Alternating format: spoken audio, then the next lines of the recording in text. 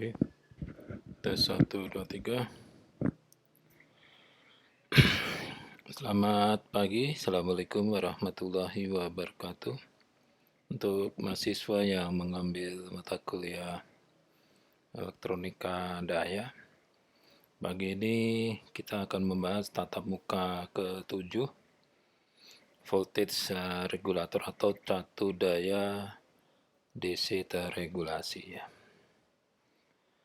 Tujuan pembelajaran diharapkan setelah mengikuti tatap muka ke-7, ini mahasiswa dapat menjelaskan definisi catu daya terregulasi tegangan, dapat mendeskripsikan catu daya terregulasi tegangan, dapat menyebutkan variabel-variabel yang mempengaruhi kinerja, dapat menghitung line regulator dan load regulator catu daya terregulasi, dan dapat mendesain regulator tegangan tipe SUN dan series voltage regulator menggunakan dioda Zener.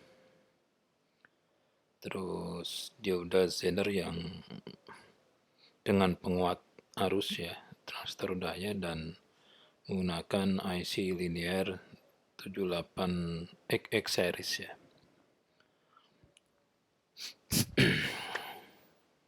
Kita langsung saja masuk ke definisi catu daya terregulasi. Ini dapat juga disebut dengan catu daya, dapat juga disebut dengan voltage regulator Jadi definisi adalah rangkaian elektronik yang berfungsi atau dapat menjaga tegangan keluaran atau current atau arus keluarannya itu stabil saat adanya perubahan tegangan masukan dan saat adanya perubahan beban Jadi nanti kinerjanya adalah tegangannya itu stabil pada rentang tegangan masukan tertentu dan pada nilai beban tertentu.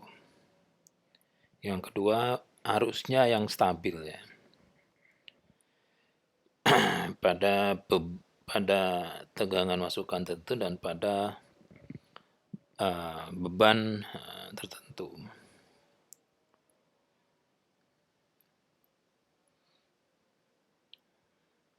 Dan yang ketiga ini opsional tapi harusnya ada di kinerja 1 dan 2, yaitu keluarannya mempunyai ripple dan noise yang serendah mungkin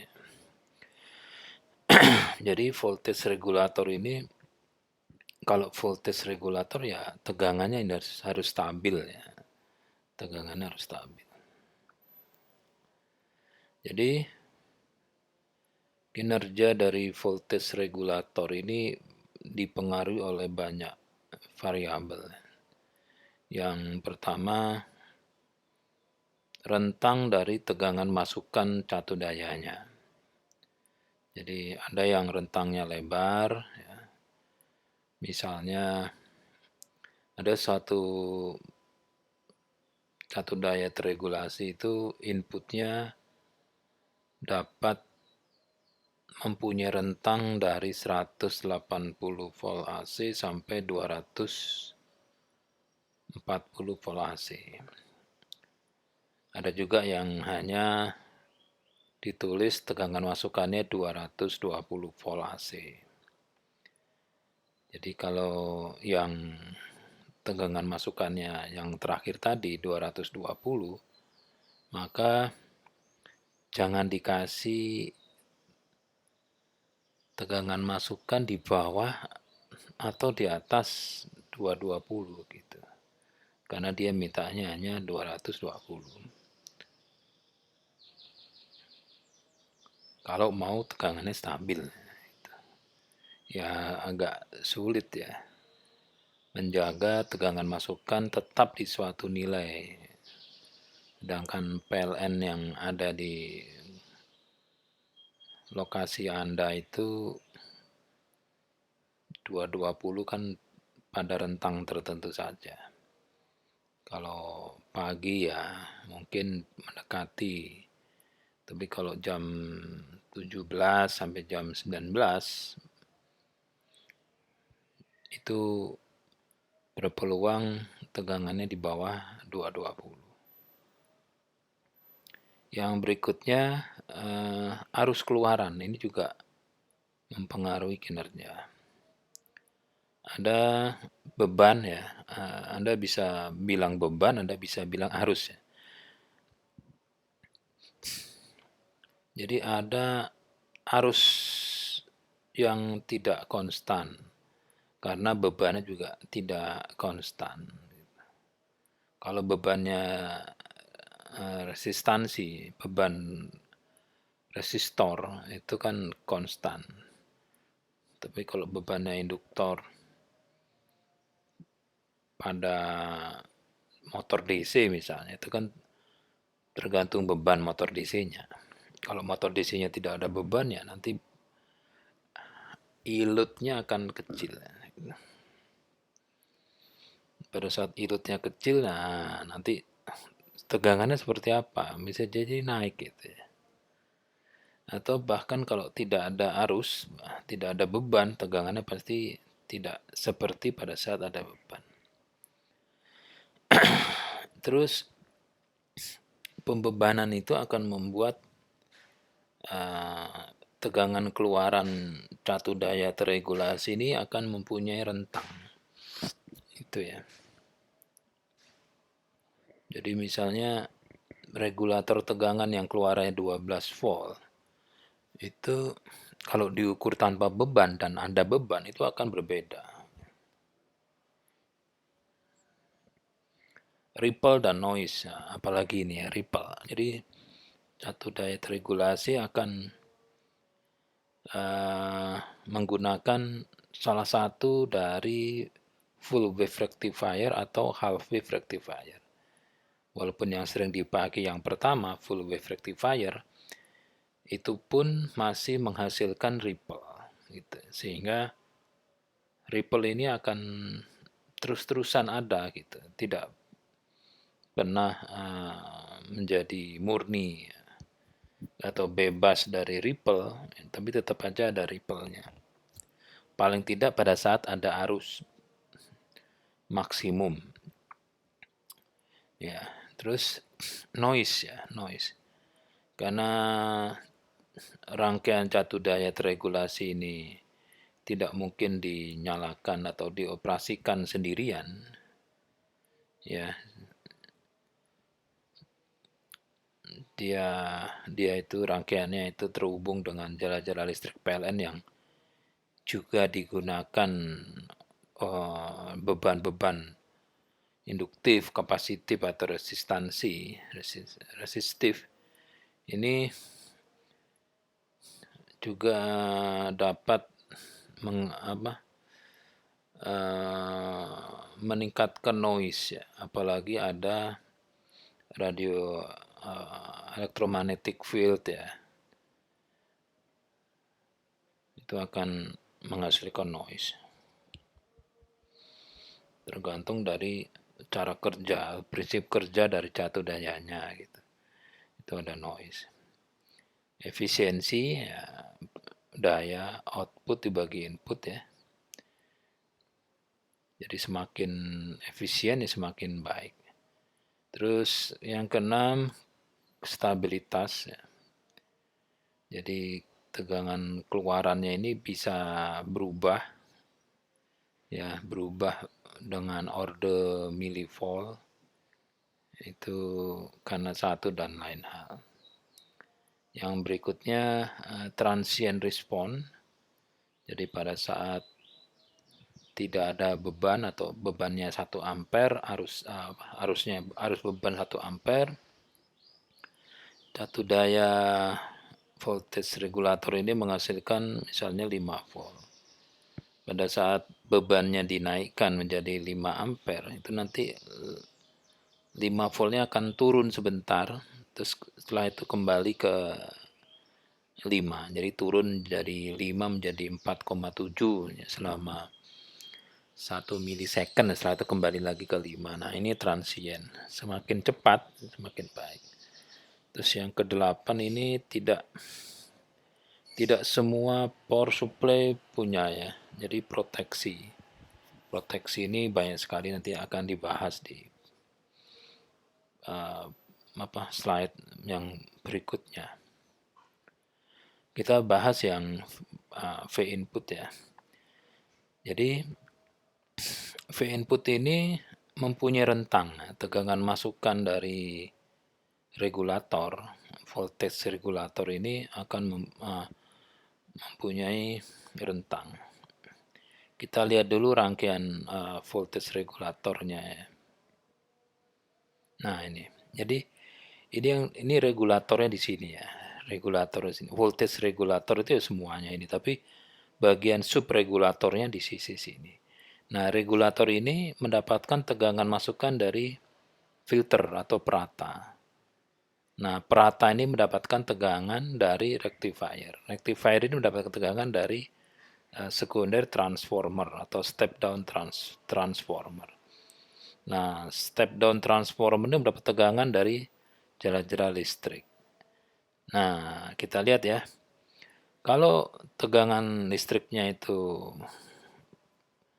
berfluktuasi karena satu lain hal, maka nanti tegangan keluaran rectifier akan berubah. Kalau berubah, filter berubah, berarti tegangan masukan regulator, voltage regulator juga akan berubah. Kita lihat di sini ya, ini jala-jala listrik PLN kan pasti gelombang sinus ya. Outputnya juga masih sama, Vm sin omega T. Walaupun gambarnya tidak seperti ini ya, tapi ini dianalogikan sebagai suatu bentuk gelombang masukan dari jala-jala listrik. Amplitudanya ya di bawah ya, namanya step down ya. Kalau ini 220, di sini misalnya 12 itu. Jadi nanti masuk ke rectifier masih bentuknya gelombang sinus ya. Frekuensinya 50 Hz. Setelah keluar dari rectifier, kalau dia full wave rectifier, maka frekuensinya jadi 2 kalinya, karena dalam 1 detik itu ada dua gelombang, jadi 100 Hz ya. Jadi 100 Hz. Jadi di sini masih bentuknya pulsa ya. Ripple, semua ripple. Masuk ke perata filter, bentuknya jadi seperti ini. Di sini ada ripple-nya. Bawahnya DC. Nah, masuk regulator ini dipangkas ya. Ripple dipangkas di bawah sini. Jadi seperti ini. Baru dihubungkan ke beban. Gitu ya. Saya kira nanti kalau gambarnya masih perlu dilihat lagi, Anda bisa lihat sendiri ya. Nanti saya lihat di Google Classroom ya.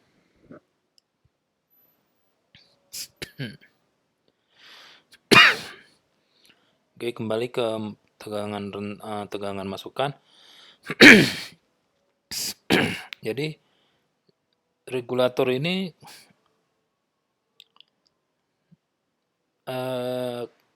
mempunyai kemampuan untuk dapat menghasilkan tegangan keluaran DC yang stabil ya, walaupun tegangan masukannya itu berfluktuasi atau mempunyai nilai yang tidak tetap, tapi masih dalam rentang tertentu.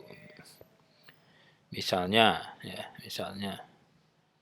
inputnya itu 9 sampai 18 volt DC atau 18 sampai 22 volt DC. Keluarannya tetap misalnya di 5 volt gitu.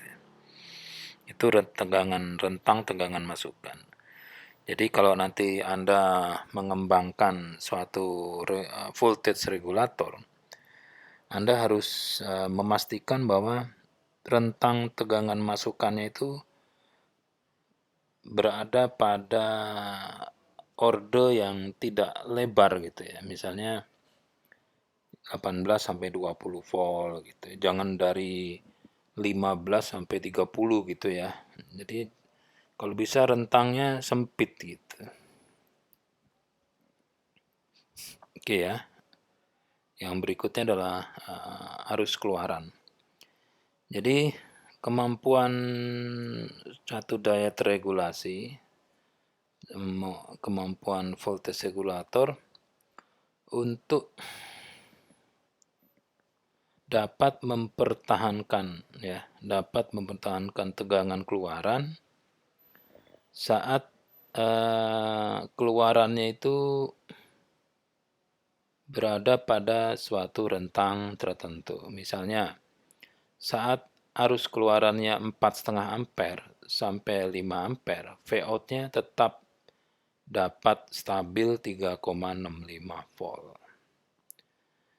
Atau ada lagi suatu voltage regulator yang saat arus keluarannya 1 ampere, Vout-nya 4,2. Jadi yang terakhir ini, kalau arusnya tidak 1 ampere, berarti tegangannya tidak 4,2 gitu.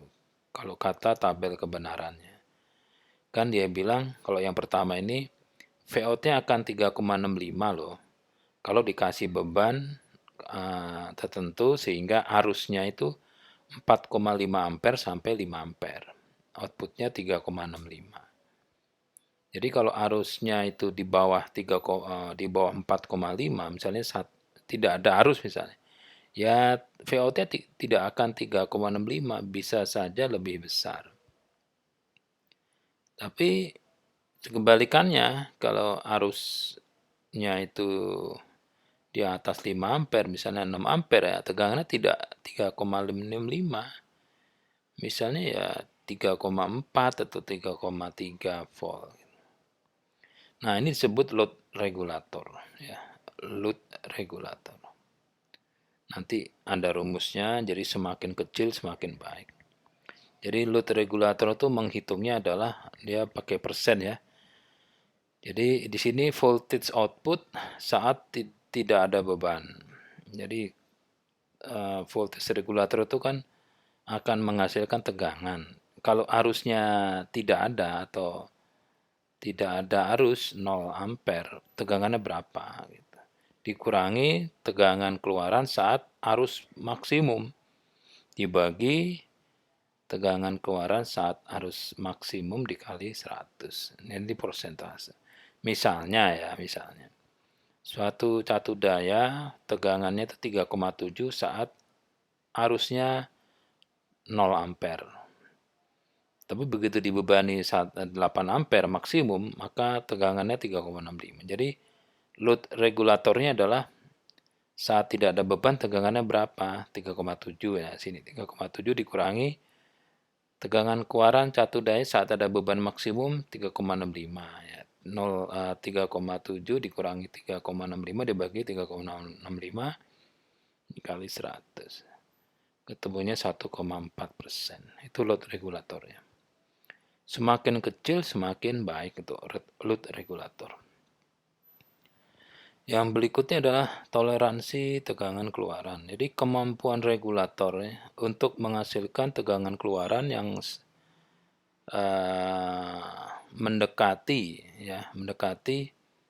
tegangan keluaran seharusnya saat L-nya, saat arusnya itu 0 dan saat arusnya itu maksimum. Wah, ini toleransi. Ini berat ini ya. Jadi ada satu daya yang bilang mempunyai spesifikasi, dia punya tegangan keluarannya itu 13,8 volt plus minus 0,1. Jadi plus minus 0,1 itu artinya power supply itu menghasilkan 13,8 dikurangi 0,1 jadi 13,7 volt saat saat arus maksimumnya tercapai. Misalnya dia catu daya 30 volt ya, 30 ampere ya.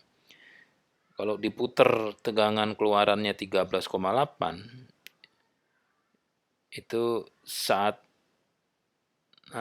arusnya itu 30 ampere, tegangannya 13,8. Tapi saat arusnya tidak ada, nah berapa gitu ya. Jadi V-out-nya ini kalau yang contoh ini 13,8 plus minus 0,1. Jadi artinya V-out-nya 13,7 sampai 13,9. Berfluktuasi saat bebannya tidak ada beban sampai saat ada beban maksimum. Jadi seperti itu tuh toleransi ya, toleransi. Ripple sekarang. Jadi ini ripple ini di sisi keluaran ya, sisi keluaran dari regulator. Ini akan muncul saat regulatornya dikasih beban. Kalau tidak dikasih beban ya tidak ada ripple. Misalnya V-ripple-nya itu 100 mV RMS saat arusnya itu di bawah 3. Gitu. Di bawah 3 itu berapa? Ya terserah, mau 2, 1, 0, boleh. Gitu. Tapi ada juga power supply yang variable-nya itu 300 mV RMS hanya pada saat arusnya maksimum 5 ampere. Terus ada lagi, ada power supply yang variable-nya itu 1 mV RMS saat tidak ada beban. Jadi tergantung pernyataannya ya. Jangan ditelan bulat-bulat itu ya.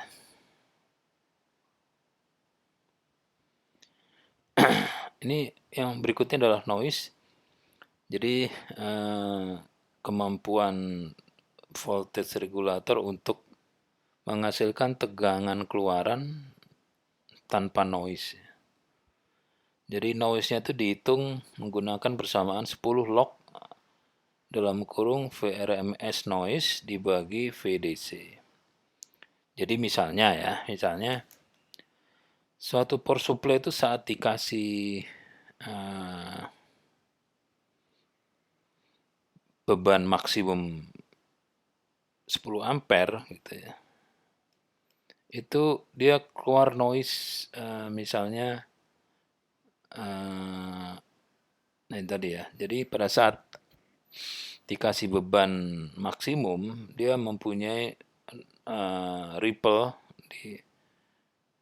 bukan ripple ya, ini noise ya. Jadi noise itu mengarah ke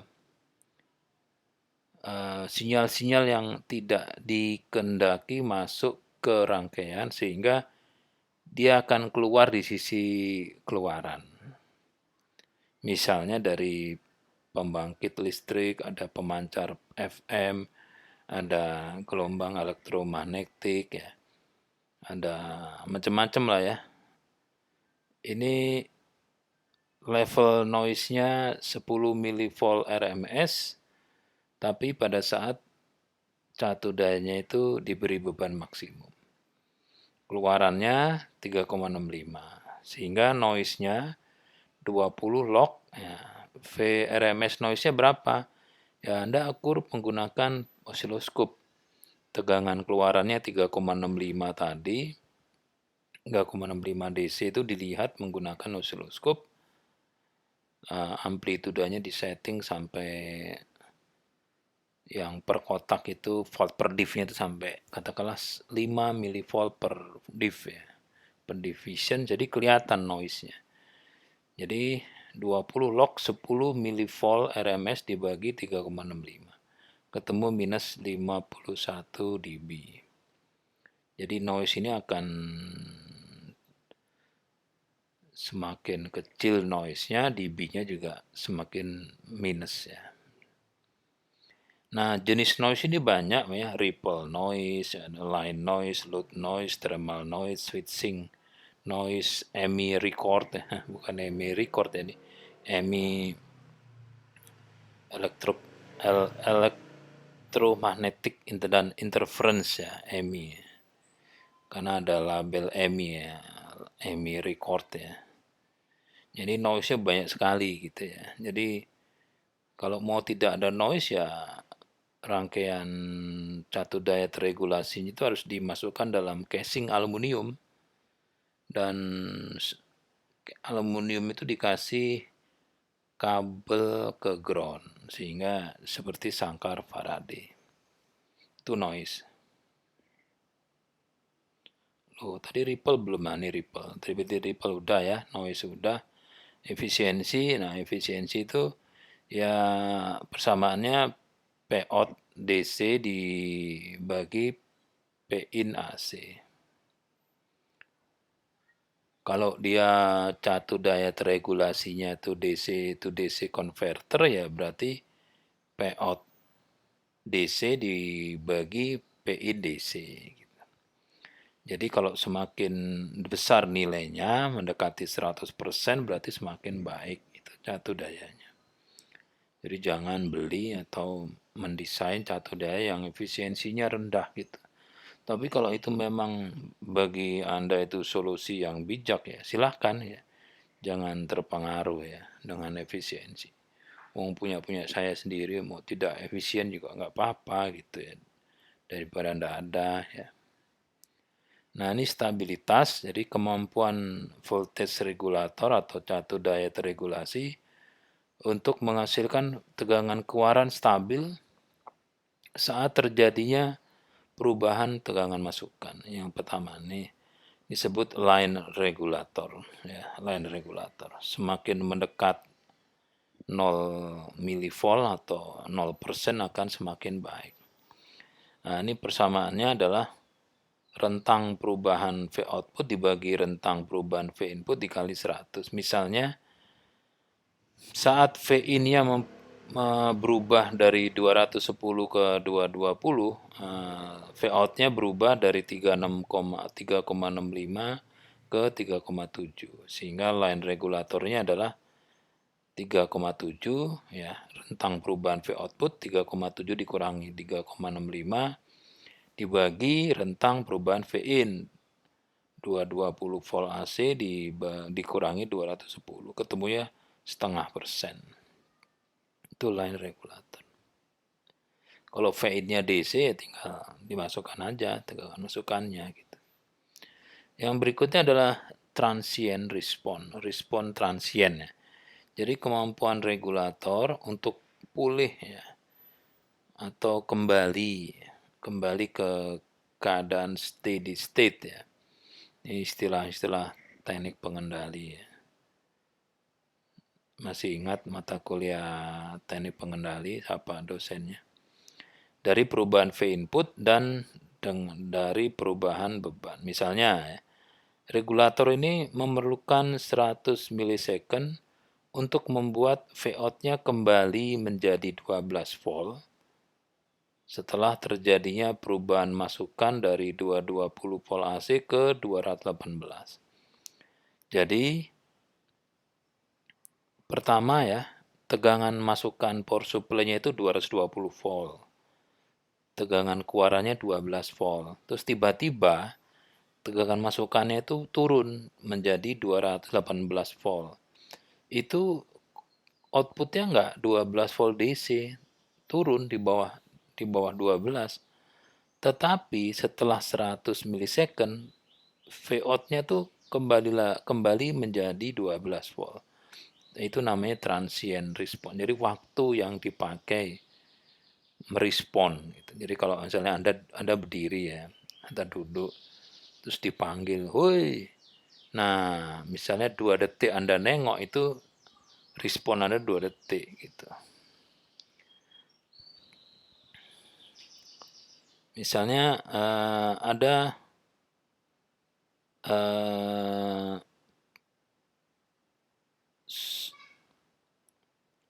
suatu catu daya yang kembali keluarannya stabil itu setelah 60 milisecond. Wah, itu lebih baik. Ya, semakin waktunya semakin pendek, itu akan lebih baik dibanding waktunya lama. Nah, ini itu transient, grafik transient respon. Misalnya gini, ini tegangan stabil nih, V out-nya stabil bebannya 75%. Yang ini stabil. Nah, tiba-tiba di titik ini bebannya dari 75% menjadi 100%. Naik bebannya. Pada saat bebannya naik, itu tegangan yang tadi stabil turun. Dia undershoot ya.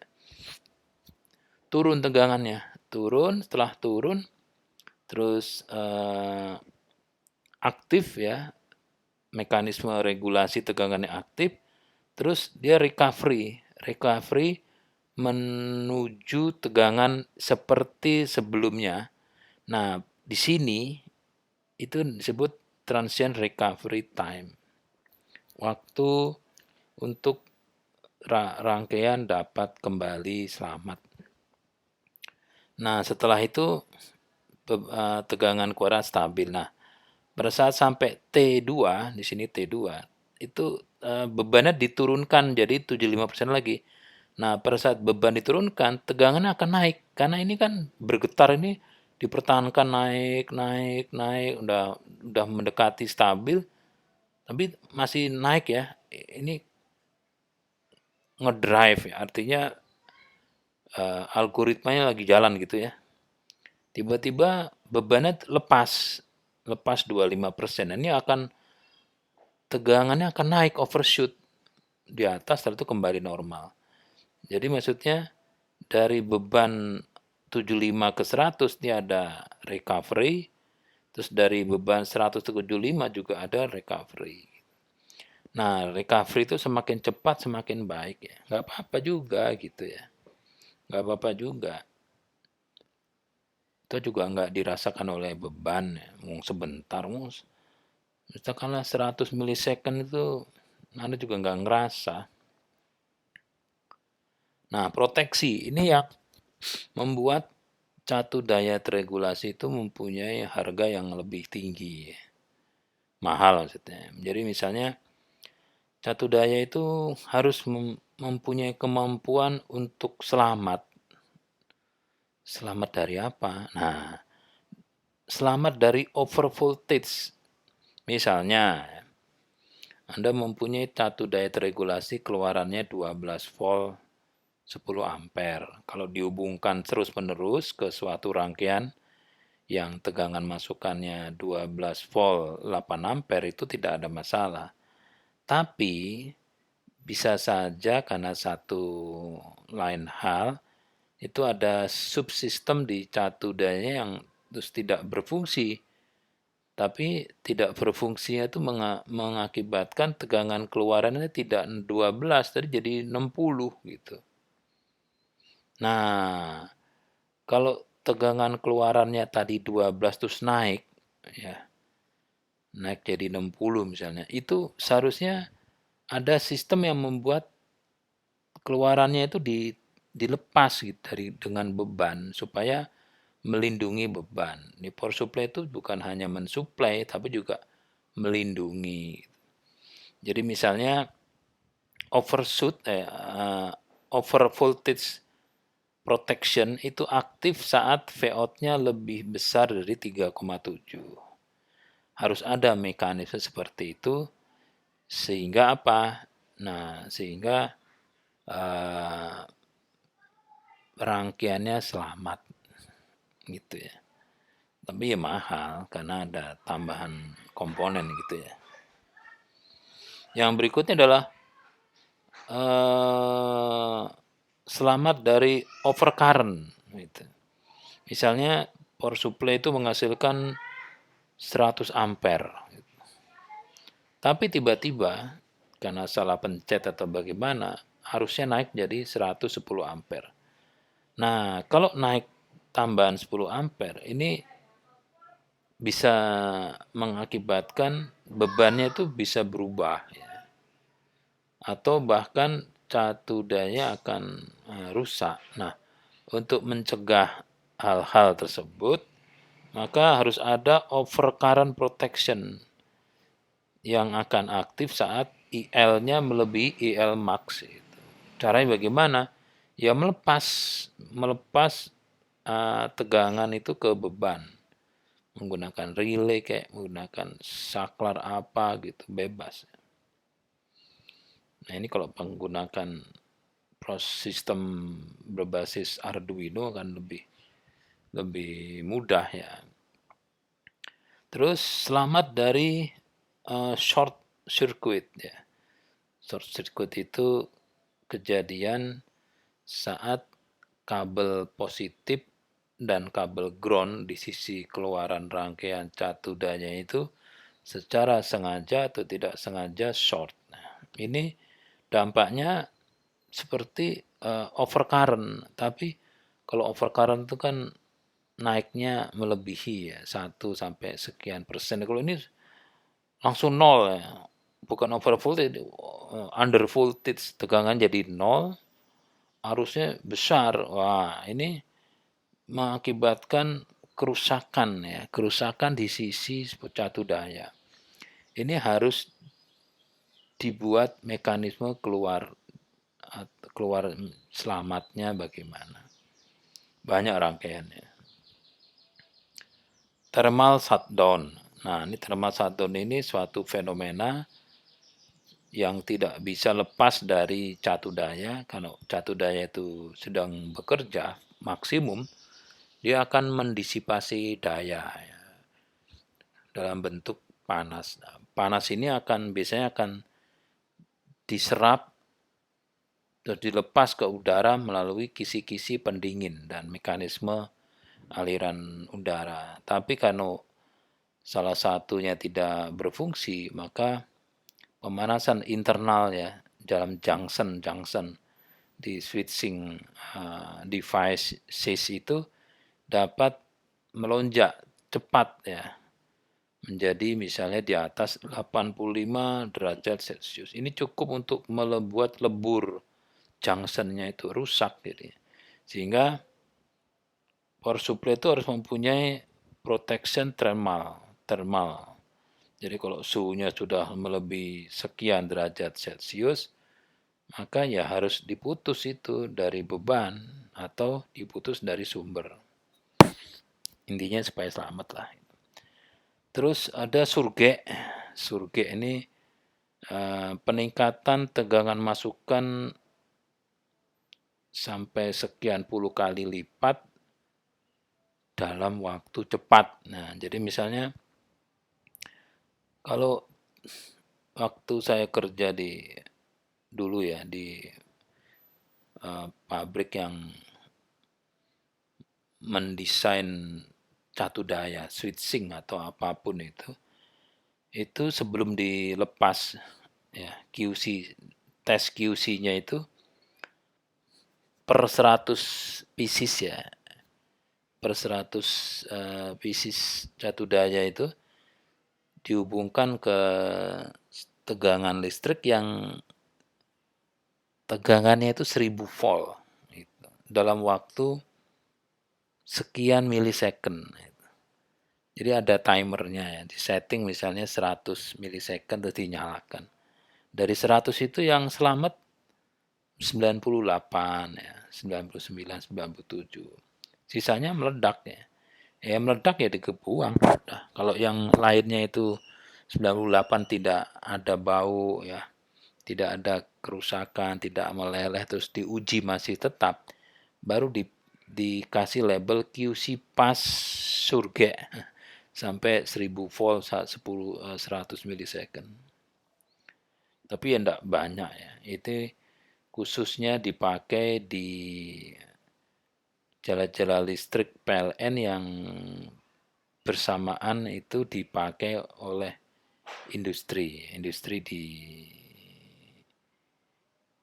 bidang motor-motor AC. Itu akan membuat terjadinya surge. Jadi kenaikan tegangan yang tinggi dalam waktu cepat. Nah, yang terakhir ini proteksi catu daya teregulasi saat gundala si putra petir itu datang. Bagaimana, apa selamat enggak? Ya, itu kalau gundala si putra petir itu datang, terus nyamber kabel PLN, terus kabel PLN itu ada 10.000 volt, nyamber masuk ke line mains ya, mains line atau jelar-jelar listrik PLN itu masuk ke rangkaian catu daya Anda tuh bagaimana solusinya? Ya, kalau diteruskan tadi outputnya 5 volt DC itu kalau inputnya 220, kalau inputnya 10 kilo volt, outputnya berapa? Wah, bebannya bisa berubah ya. Ya, itu harus selamat. Ada banyak rangkaiannya. Ini yang tadi. Jadi saran pertama ini seharusnya ditaruh di belakang tapi saya kasih tengah ya. Jadi kalau Anda mau mendesain voltage regulator ya, itu kan menggunakan full wave rectifier ya, gini-gini. Jadi kalau regulator yang mau Anda desain itu tegangannya misalnya 10 volt, maka ya keluaran rectifiernya ini di sini tuh harus di atas 10 volt, ripple-nya itu loh. Tegangan DC-nya kan ada ripple-nya. Nah ini. Jadi kalau misalnya mau mendesain V-out-nya itu 9 volt, maka keluaran full wave rectifier-nya yang tanpa ripple, nah di sini ini harus di atas bukan 5 volt ya, di atas 9 volt. Nah, gini. Ya kan Anda mau keluar yang merah nih ya. Merah mau dikeluarkan tegangannya 9 volt. Jadi jangan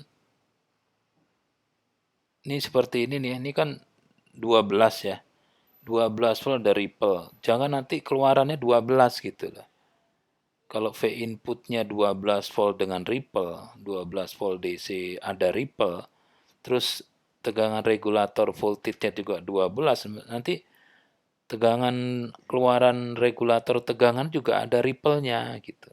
Sehingga Anda harus di bawah keluaran full wave rectifier. Kalau ini kan 12 volt ada ripple, maka tegangan DC regulator voltage regulatornya harus jauh di bawah tegangan keluaran full wave rectifier. Ini kan 12, jadi ambil 9. Kalau 9 kan tidak kena ripple yang paling bawah gitu.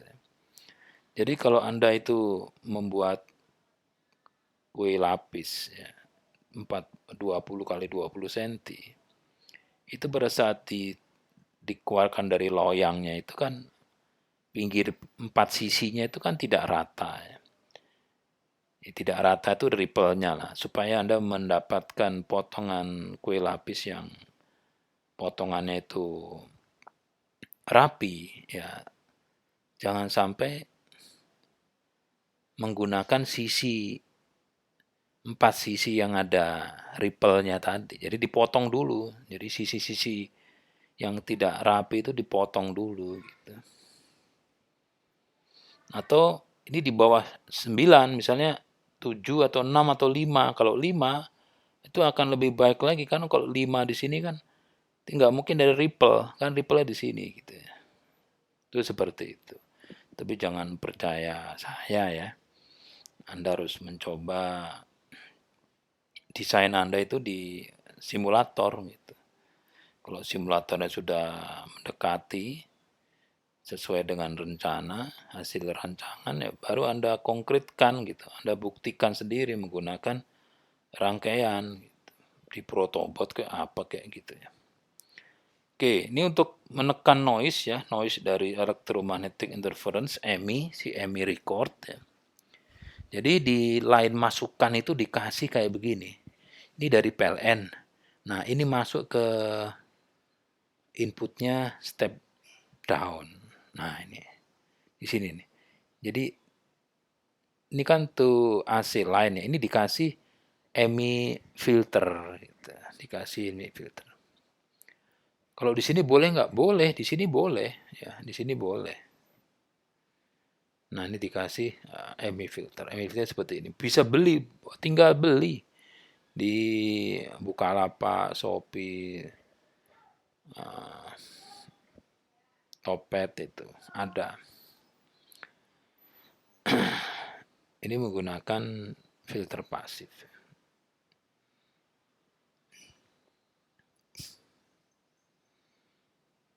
Tapi ya jangan percaya ya, ini skemanya ini bukan bentuk fisik dari ini, bukan. Ini contohnya. Oh, ini kumparannya ada 3, ini cuma 2, ya, gitu ya. Terus kalau surge protection, ini menggunakan varistor. Ini varistor lambangnya seperti ini. Ini surge ini kayak gini nih.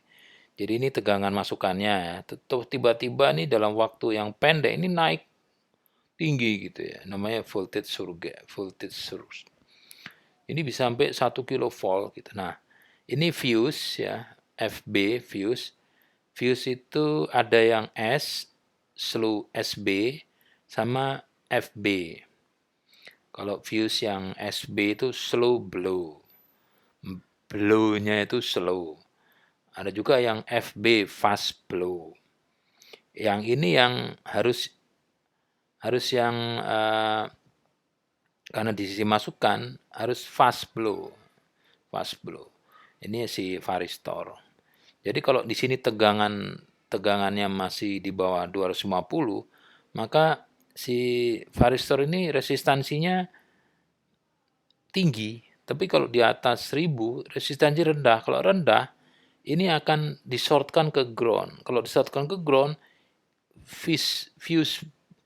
fuse-nya yang fast blow akan cepat meledak. Jadi ini akan hilang, akan putus. Gitu.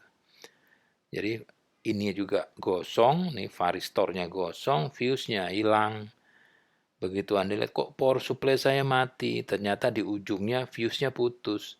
Terus ada yang gosong, seperti kapasitor kok nggak ada kapasitasnya gitu.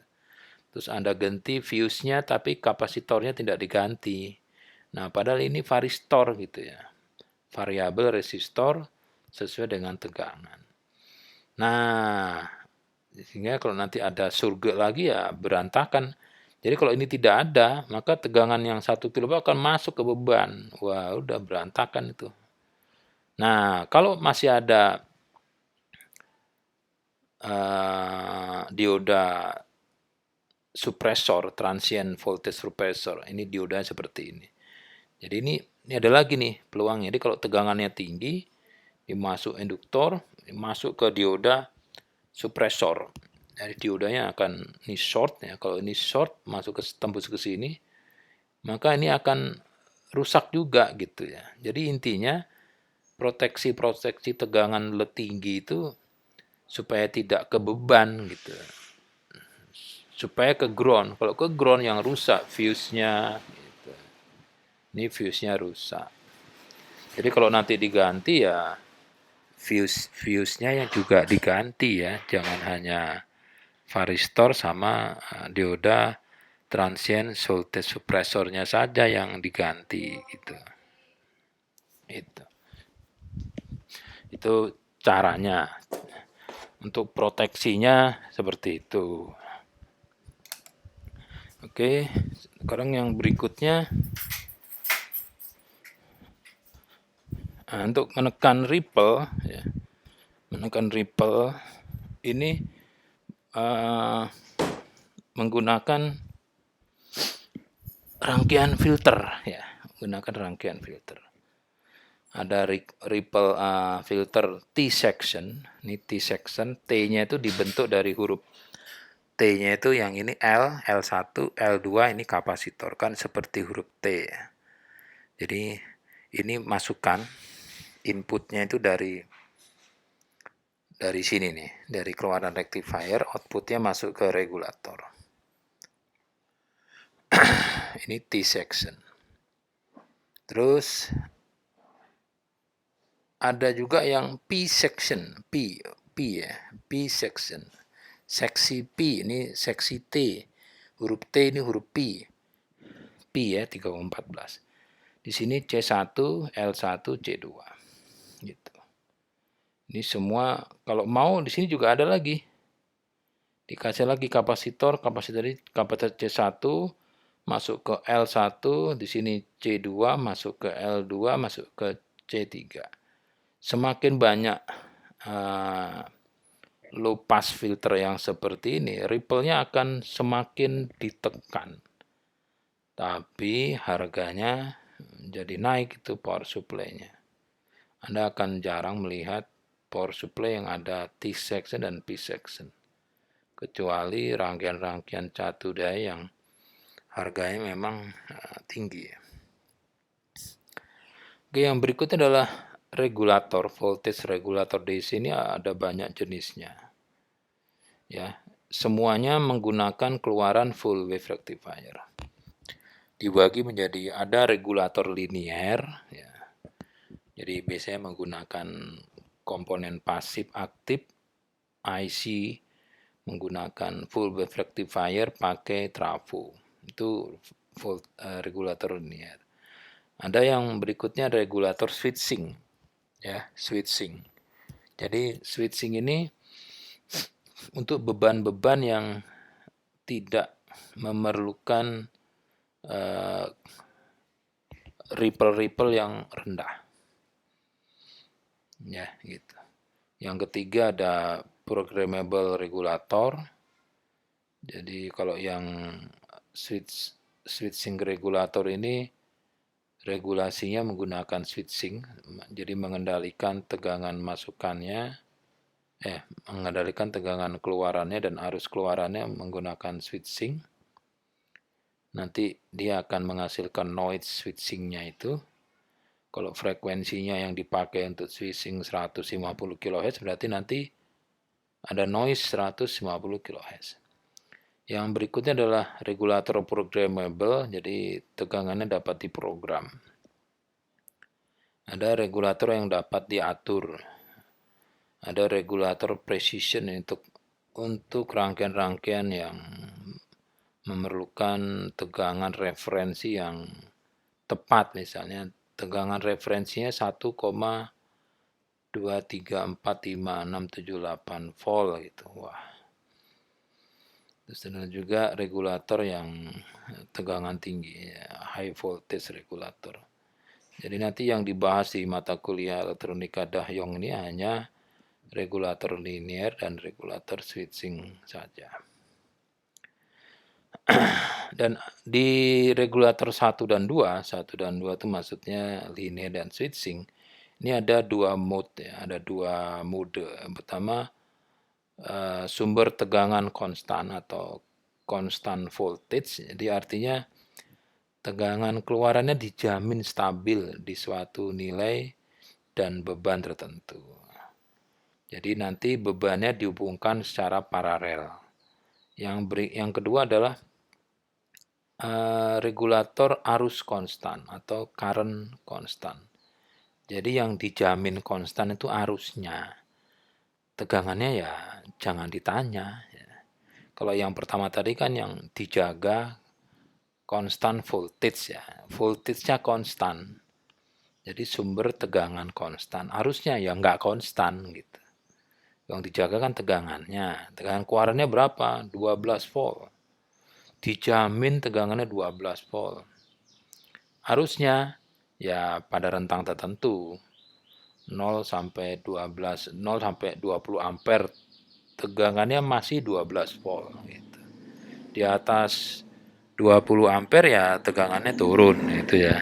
Nah, yang berikutnya adalah sumber arus konstan, CC. Ini yang dijamin arusnya dijamin. Jadi arusnya misalnya 10 ampere dijamin.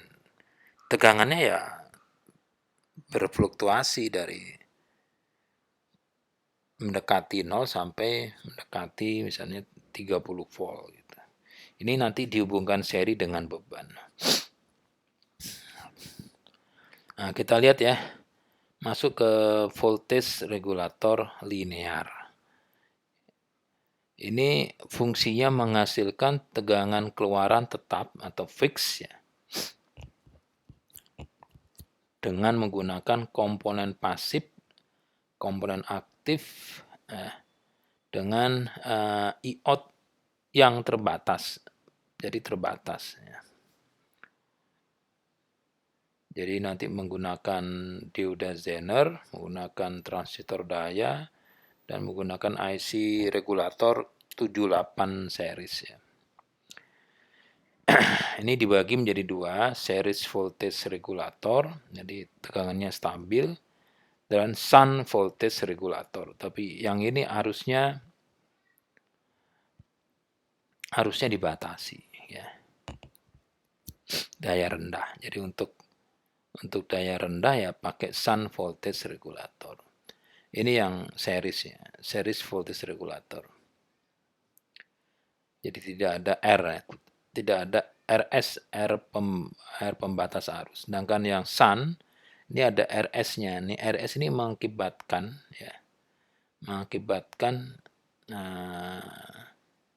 ada arus maksimum ya, ada arus maksimum. Kita akan bahas sun voltage regulator menggunakan dioda Zener ya. Ini menghasilkan tegangan referensi. Jadi karena dayanya rendah, kita bahas dulu adalah sun dulu ya. Ini ada RS-nya. Biasanya Vout-nya di bawah 24 volt, arusnya juga di bawah 500 mili. Dihubungkan seri dengan RS atau pembatas arus. Nanti RS ini akan menentukan arus maksimumnya. Ini rangkaiannya ya. Jadi ini tegangan masukannya melewati suatu RS. RS ini masuk ke Zener dioda. Zener diodanya dihubungkan reverse ya. Karena ini Zener. Anda lihat Zener nih kalau dioda itu kan kalau forward ini dari 0 sampai 0,7 ya. Begitu di atas tegangan di atas 0,7 maka arusnya akan maksimum. Tapi kalau dikasih tegangan minus atau reverse ya, reverse voltage, dia kalau belum mencapai V tembusnya maka tegangan akan kecil. Begitu sampai arusnya akan kecil. Begitu tegangannya mencapai VZ nih, ini arusnya akan besar. Jadi makanya dioda Zener itu dihubungkan secara reverse. Tapi kalau ini terbalik ya 0,7 di sini. Jadi kalau ini terbalik salah posisi, sini anoda, sini katoda, maka tegangan VZ-nya dia akan 0,6 atau 0,7. Tapi kalau ini dihubungkan seperti ini, maka tegangan di Zener-nya ini sesuai dengan tegangan Zener-nya. Ya. Nah, bebannya ini paralel dengan Zener. Padahal Zener itu kan mempunyai arus ya. Ini IS, I sumber melewati RS. Di sini ini pecah. Ada yang ke arus masuk ke Zener, ada arus yang melewati beban. Jadi IS ini sama dengan IZ ditambah IL, pecah di sini. Kita akan bahas bagaimana mendesainnya. Ada satu dioda Zener 1N5343B. Dia adalah Zener dioda dengan tegangan 7,5 volt. Ya. Dia mempunyai disipasi daya maksimum 5 watt. Ya. Kalau dikasih 12 volt, maka IZ-nya ya, IZ-nya itu masuk ke dioda Zener ini adalah IZ sama dengan P total Zener dibagi VZ. P totalnya kan 5 watt ya. 5 watt dibagi 7,5 volt, ketemunya 600 mili.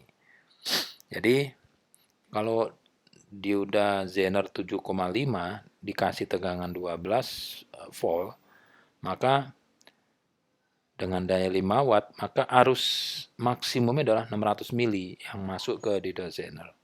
Lebih dari itu ya dia tembus ya, rusak. Sehingga untuk mendapatkan nilai RS-nya, RS minimumnya, ya RS min sama dengan Vin dikurangi VZ dibagi VZ max. 18 volt. Jadi inputnya berapa? Misalnya 18 volt. Kalau Anda mau pakai dikasih 18 volt. Ini bukan 12 ya, ini 18 ya. 18. Misalnya dikasih 18 dikurangi 7,5 dibagi 600 mili. Ketemu 17,5 ohm. Jadi RS min-nya adalah 17,5 ohm. Nah, kalau RL-nya ini 20 ohm, ini 20 ohm. RL 20 ohm itu misalnya dihubungkan ke lampu DC ya. Lampu DC 7,5 volt misalnya sekian watt gitu ya. Maka nanti IL yang masuk ke beban adalah VZ dibagi RL. VZ-nya kan 7,5 dibagi berapa, RL-nya 20 ohm, ketemu 375. Jadi IL-nya adalah 375 miliampere. Sedangkan IS-nya kan 600 mili, berarti IZ-nya 600 dikurangi 375 ini. Maka IZ-nya adalah 225 miliampere. Kita lihat pakai simulator, di sini 18 volt masuk ke kapasitor, ini 17,5, ini 1N 5343. Tegangan di sini 8,5. Jadi ini tidak ada beban ya. Tidak ada beban, tidak ada RL, tidak ada beban. Kita lihat kalau dikasih beban. Nah, ini dikasih beban 20 ohm. Ini 18 volt, ini masuk kapasitor. Di sini RS-nya kan 17,5, tegangan di sini berapa tegangan di sini?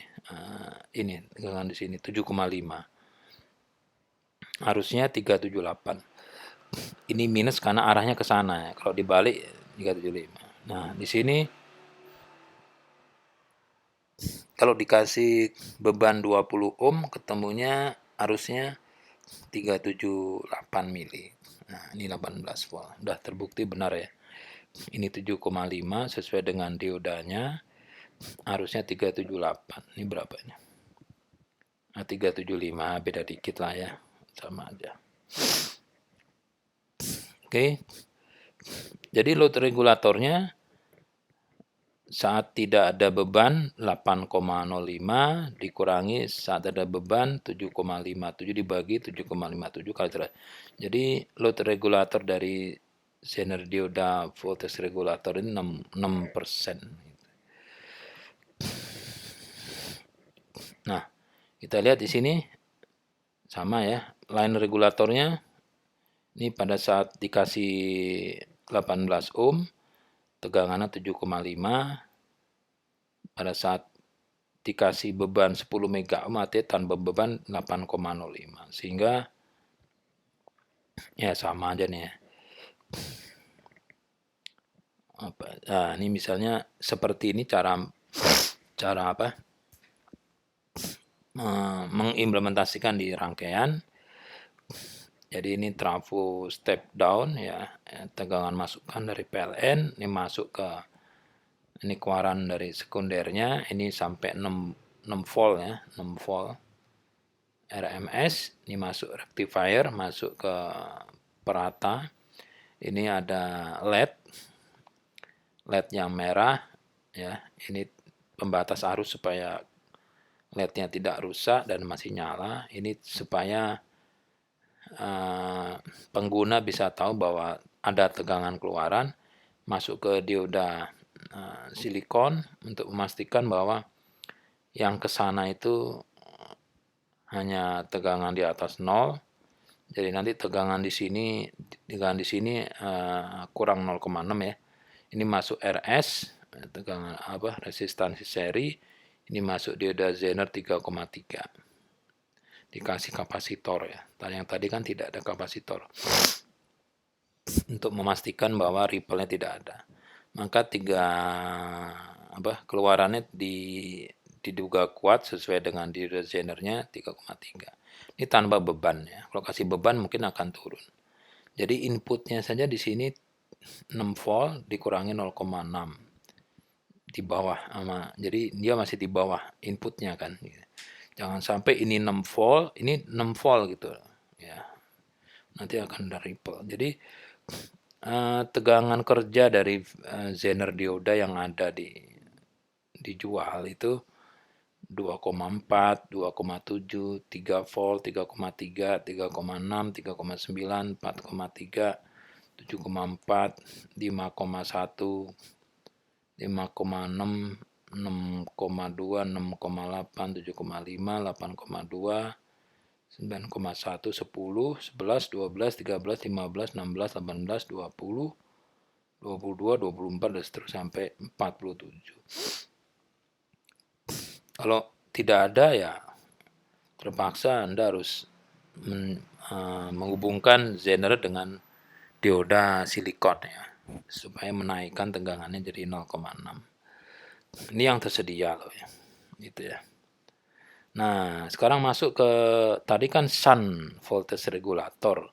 Sekarang masuk ke series voltage regulator. Rangkaiannya seperti ini. Kalau tadi itu kan IL-nya tidak bisa tinggi ya, karena dibatasi oleh RS ya. Maka yang sekarang dioda Zener-nya ini di IL-nya itu ke basis dari transistor daya. Jadi ini menggunakan Zener dioda dan transistor daya. Ini menggunakan emitter follower ya. Di elektronika berapa nih? Elektronika 1 atau 2? 2 mungkin ya. Nah, emitornya masuk ke RL. Jadi menggunakan dioda Zener dan transistor daya. Nanti arus dioda Zenernya dikuatkan oleh transistor daya menggunakan konfigurasi emitter follower. Hanya sebagian kecil arus yang masuk ke Zener. Sisanya masuk ke sini ya. Masuk IB dan nanti ini akan dikuatkan. Ini berat ya, maksudnya sulit ya. Series voltage regulator yang kayak gini sulit. Karena IE atau IC atau arus yang mengalir dari di kaki kolektor atau emitor ini dipengaruhi oleh HFE. Kan ada rumus tuh IC atau IE, kan IC sama IE sama dengan IE ya, sama dengan IB dikali HFE. Jadi ini tergantung dengan HFE dari transistor dayanya. Kita tahu kalau rangkaian itu masih menggunakan HFE, maka agak sulit ya, agak sulit karena HFE dari transistor daya itu sulit untuk ditentukan. Jadi kalau kita beli transistor daya itu HFE-nya harus diukur, nanti akan beda dengan di datasheet-nya. Datasheet-nya misalnya HFE-nya 100. Pada saat kita beli, kita ukur cuma 20. Atau ada kadang cuma 8. Gitu. Jadi sulit. Jadi kalau mau mendesain series voltage regulator yang kayak begini, pertama V-in-nya harus lebih tinggi dari V-out. Gitu ya. Jadi kalau V-out-nya misalnya 7,5, V-nya harus 18 lah minimal. Ada R, ini R-nya pembatas arus IZ. Jadi R ini hanya membatasi arus yang mengalir ke dioda Zener. IZ adalah, ini IZ adalah arus maksimum Zener. IB adalah arus masuk ke basis transistor. VZ adalah tegangan Zener. VZ dengan Zener. Sehingga kalau VE ya, VE di sini itu sama dengan VZ dikurangi 0,6. Kan basis emitor ini kan 0,6, dia NPN. Jadi kalau VZ-nya 10, maka V di kaki emitter ke ground adalah 9,4. V-out-nya dengan VRL, V-out-nya dengan VRL atau V-out sama dengan VRE. Ya, sama ini kan dengan emitor R di emitor ya. Sama dengan VZ dikurangi VBE. IR ya, IR tuh ke sini, IR ini itu sama dengan IE sama dengan IC sama dengan IB ditambah IZ.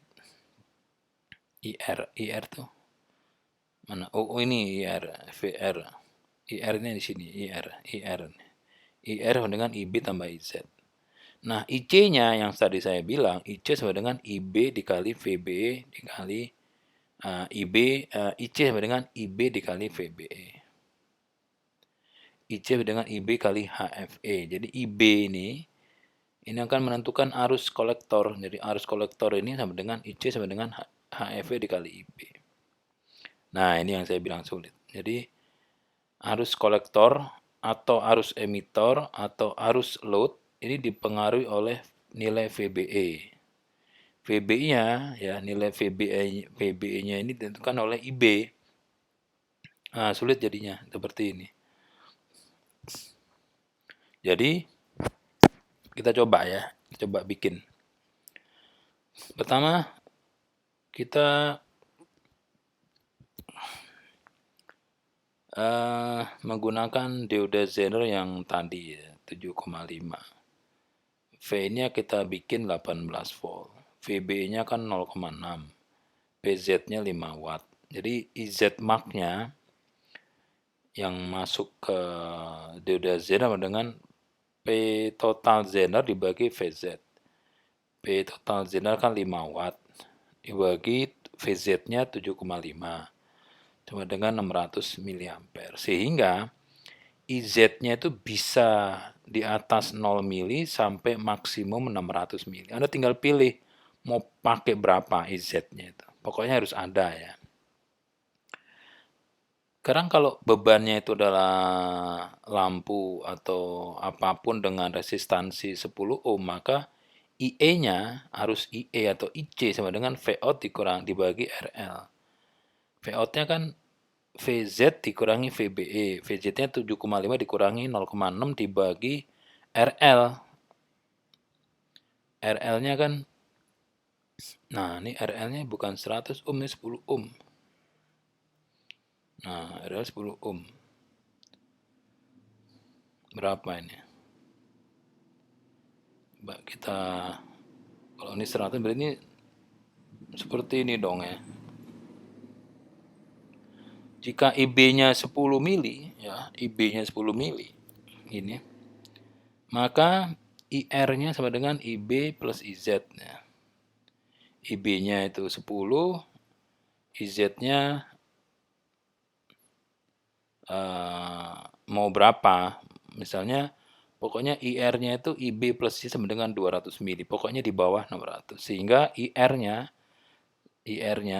harus dibeban sama dengan VI dikurangi VZ dibagi R.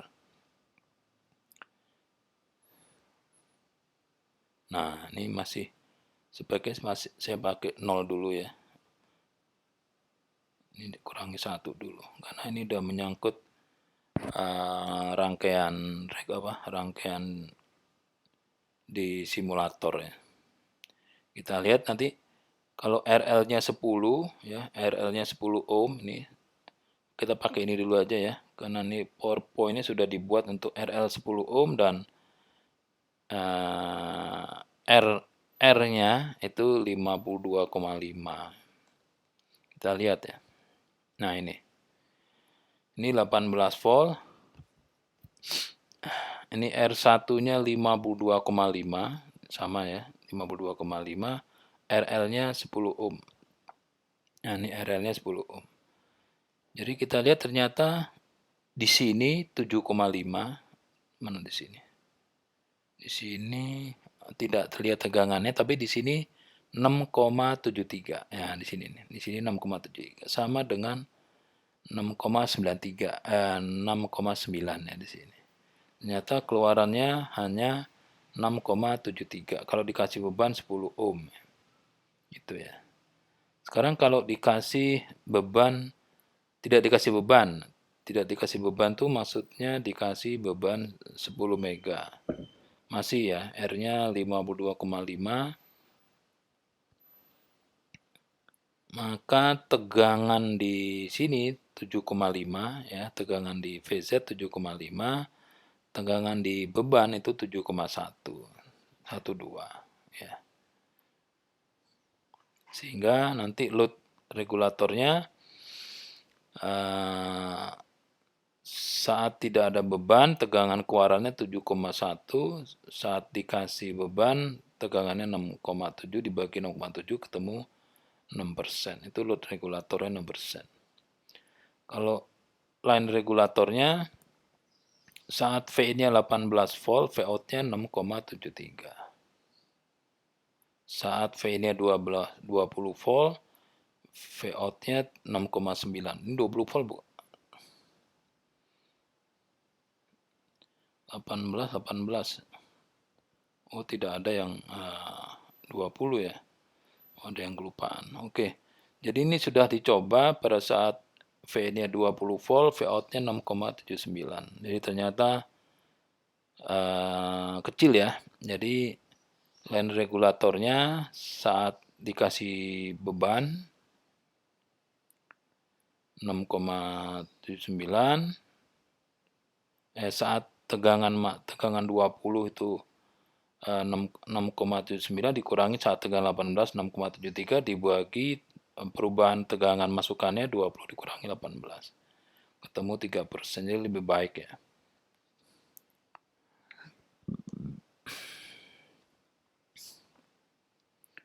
Terus yang terakhir ini series voltage regulator menggunakan IC LM78 series ya. Jadi 78XX C ya, ini Charlie ya, ini punyanya Nasional ya, Elektronik. Tegangan regulator tegangan 3 terminal, arusnya hanya 1 ampere ya. Dia punya proteksi thermal dan beban lebih. Terus short circuit, jadi kalau Anda menggunakan 78XX buatan Nasional tuh kalau Anda shortkan outputnya itu tidak apa-apa. Terus seriesnya itu hanya 7805, 7812 dan 7815. Ini kayak begini nih. Jadi tidak ada ya, Nasional itu mengeluarkan 7806, 7809 itu enggak ada gitu. Kalau ada itu palsu. Ya, karena yang originalnya sulit kalau nyari di apotek ya. Sulit di Enjok juga dapatnya malah tidak ada mereknya ya, 7805 gitu saja. Buatan Siemens, bukan Siemens tapi Siemens. Si spasi Emen, bukan Siemens. Kalau Siemens kan rapet ya, ini Siemens.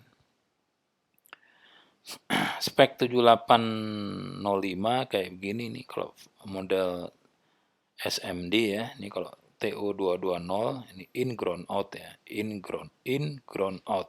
Groundnya itu sama dengan ini. Nah, ini ground, bodinya ground. Jadi tegangan masukan maksimumnya 35 volt, tinggi kan. V-out-nya 5 gitu. Jadi kalau Anda 35 voltnya ada ripple-nya, yang diambil 5 pasti tidak ada ripple.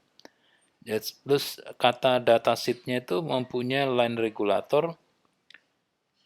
Jadi dicoba tegangannya 7 sampai 25 volt, itu keluaran rentang V-out-nya DC itu hanya 3 mV. Jadi ya 5 volt perbedaannya hanya 3 mV lah. Kalau saat dikasih 7 volt, keluaran 5, dikasih 25 volt masukan, V-out-nya 5,5 lebih 3 mV gitu. Road regulation-nya, road regulatornya 10 mV. Udah bagus ini ya. Ini cara menggunakannya. Ini sumber masukannya harus lebih tinggi ya. Dikasih dioda supaya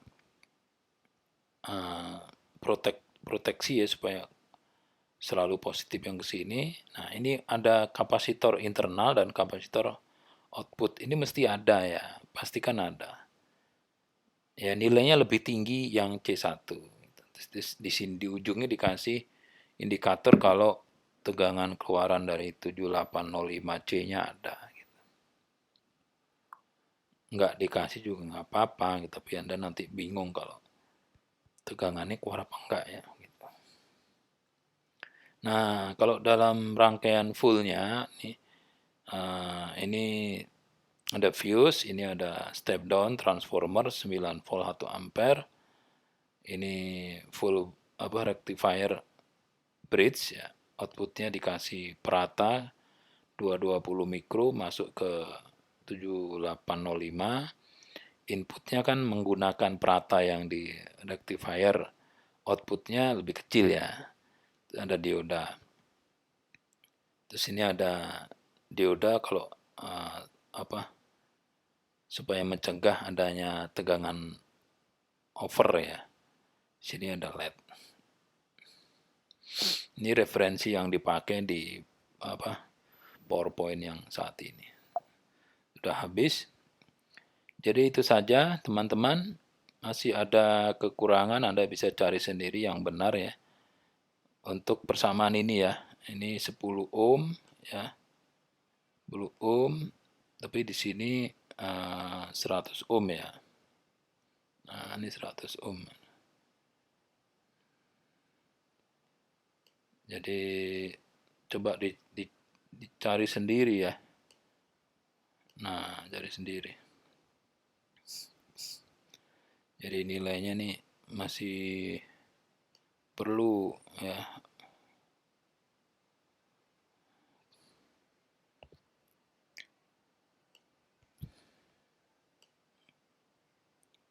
Itu ya. Ya, insya Allah ada manfaatnya ya.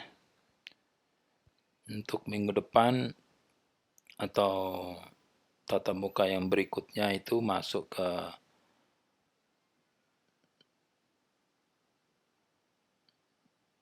chopper ya. Langsung aja chopper. DC to DC converter ya. Saya kira tujuan pembelajarannya sudah tercapai semua ya. Ini yang tidak banyak persamaan. Ya, ini sudah tercapai semua. Sampai di sini kita ketemu lagi di pembahasan yang berikutnya ya. Selamat pagi. Assalamualaikum warahmatullahi wabarakatuh.